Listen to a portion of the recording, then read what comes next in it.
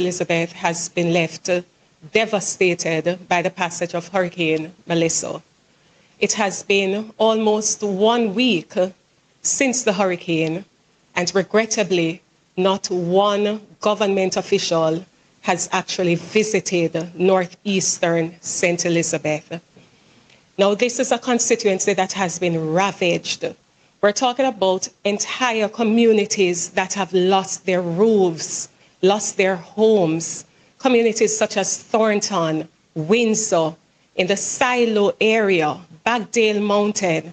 There are entire communities where absolutely no home was spared.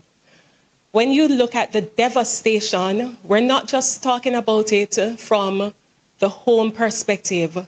We're talking about the road network, or roads, especially in the interior of the constituency, have been substantially and completely damaged. We have roads which have burst open, leaving craters almost 20 feet deep.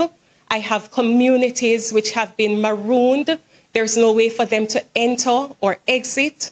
I have residents reaching out to me to say that they can't get out of their community, and they have elderly persons who need to see a doctor and they can't leave.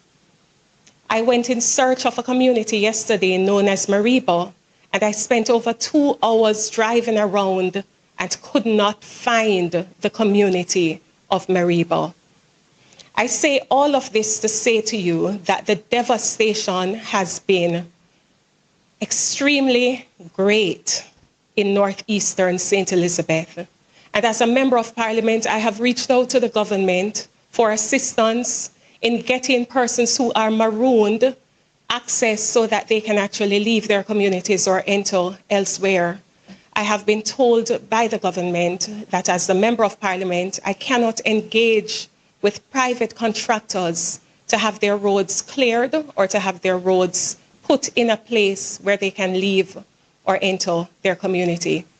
And so I have been faced with a difficult decision where I have to choose whether I obey the rules as they currently stand, in which case it means that residents will be left stranded and trapped and unable to leave, even in cases of emergency.